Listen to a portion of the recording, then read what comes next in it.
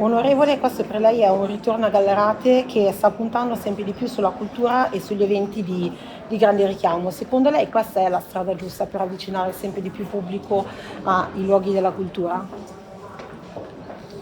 Beh, il problema è il contrario, avvicinare i luoghi della cultura al pubblico, perché il pubblico è l'umanità. I luoghi della cultura sono dei luoghi protetti e spesso chiusi o vuoti. È bello vedere oggi tante persone che sono a vedere la mostra di Andy Warhol. Certo, non è la cosa migliore che si può fare vedere la mostra di Andy Warhol, perché Andy Warhol è un distruttore dell'idea dell'arte in nome della sua riproduzione, cioè ogni opera di Warhol è quasi meglio visibile nella riproduzione che nella realtà. La fotografia è la sua base. Quando uno guarda l'immagine di Marilyn Monroe, che è diventata celeberrima, l'ha fatto diventare celeberrimo, vede Warhol, ma qualcuno ha fatto quella fotografia e nessuno sa chi l'ha fatta. Quindi l'autore dell'immagine non ce l'abbiamo più. E questo vale anche per la sua produzione di personaggi e addirittura di cose che sono più importanti delle persone. La Coca-Cola presuppone che uno pubblicizzi un prodotto, qui il prodotto lo pubblicizza l'autore, cioè la Coca-Cola, che è lo strumento del consumismo e del capitalismo più forte, diventa il modo per creare un piedestallo su cui si innalza la figura di Andy Warhol, che io conobbi tanti anni fa a Ferrara, alla mostra Ladies and Gentlemen, e imparai da lui quello di cui oggi tutti siamo titolari, ma lui cominciò molto prima, cioè che la vita va registrata e riprodotta. Lui girava con un piccolo registratore al collo e di ogni incontro gli rimaneva, forse non il video, non c'erano ancora i telefonini ovviamente, ma gli rimaneva la registrazione, quindi poteva ricostruire con un grande archivio la vita sua. Dice il 12 gennaio del 1986 o 52 o 43 c'è qualcosa, forse ha cominciato negli anni 60, c'è un documento di quello che ti è accaduto, quindi un diario costante di cose che altrimenti sarebbero effimere. E quello che si perde, quello che non è stabile, è quello che lui cerca di fermare. Per cui mi chiedo che cosa vedono quelli che lo guardano. Forse vedono il suo mito, non vedono lui, vedono che è Andy Warhol. Questo però indica che l'arte può essere universale, può essere qualcosa che ti chiama perché è una parte di te, quindi è evidente che il museo ha fatto una buona scelta aprendo con questa mostra le proprie porte a un pubblico che viene per trovare come se fosse vivo ancora Andy Warhol.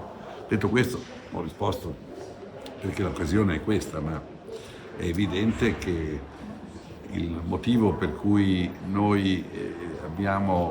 io ho presentato con Maurizio Lupi la lista sul Rinascimento, detta anche Noi Moderati, che non è proprio la mia condizione naturale più propria, è perché nessun partito, in nessun momento della storia moderna, compreso l'epoca in cui i partiti erano legati a delle grandi idee, liberale, socialista, comunista, democristiana, ha indicato qualcosa che aveva a che fare col pensiero. Quindi hai dei nomi strani, Italia Viva, Italia Morta, Noi con l'Italia, Forza Italia, Fratelli d'Italia, invocazioni, inni.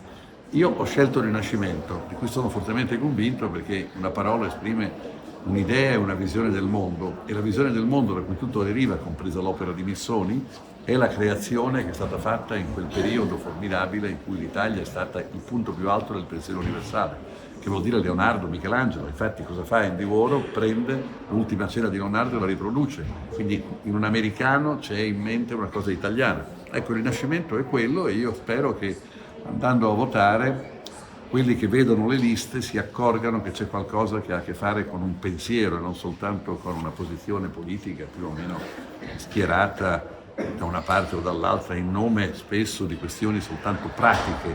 Ma la vita è fatta di sentimenti, di emozioni, di pensieri, di idee, di ideali. Chi combatte per un ideale afferma una politica ha a che fare con la vita. Chi combatte per dei vantaggi o per un piccolo reddito in realtà pensa che la politica sia assistenza. Ora abbiamo innalzato quindi il tiro, e come non è accaduto alle politiche, dove c'era soltanto la parola moderati, che è come la temperatura di una cosa che tu vedi, la voglio calda, fredda, moderato è una condizione come transitoria. Il Rinascimento è un'idea, e questa idea è un'idea universale. Allora l'idea di venire in un museo dà senso a questa proposta, e spero anche a quanti venendo qui e andando a votare il 12 e il 13 febbraio abbiano la volontà di scegliere una cosa un po' distinta e che comunque è così universale. Poi lei ha parlato appunto che i luoghi della cultura devono aprirsi al pubblico. Il MAGA in questo senso è cambiato molto, nel senso che ha dedicato una parte della sua struttura a una biblioteca, ad aule studio, quindi è sulla strada giusta per aprirsi al pubblico. Ma i musei non sono sulla strada giusta fino a quando saranno chiusi alle 6 o alle 7 di sera. I musei devono stare aperti come stanno aperti i ristoranti, i cinema. C'è nessuno che va al cinema alle 10 del mattino. Quindi occorre anche immaginare che i musei abbiano una fondamentale gratuità per i cittadini. Non dico gratuità per tutti, ma per i cittadini, che siano prolungamenti dalla propria casa. Uno va al museo e vede un quadro solo, vede una cosa soltanto, ci sta 5 minuti, beve un caffè, mangia qualcosa, cioè devono essere prolungamenti della vita. Invece da noi c'è ancora una visione un po' accademica di spazi importanti e solenni con code, biglietti. L'idea di pagare un biglietto che tanto piace a Mezzo San Giuliano è quasi abominevole, se pensiamo che l'Inghilterra, che non è più in Europa, ha 15 musei gratis che fanno un fatturato superiore a quello dei nostri 500 musei a pagamento, statali soltanto. Per cui io credo che due signori che ho trovato sulla porta non ci fanno entrare, non si capisce che è casa tua il museo, no? Tu devi entrare come dovrebbe essere casa tua il luogo del potere. Poca gente va a Palazzo Marino o Palazzo Lombardia. Palazzo Lombardia però già ti muovi, poi c'hai dei ristoranti sotto, cioè la regione si è aperta a una dimensione così quotidiana, per cui io ho idee che sono quelle appunto per cui in una città in cui il coprifuoco c'è sempre. Io fui molto contro il coprifuoco perché ci sono 7.500 comuni d'Italia che alle 9 di sera sono vuoti.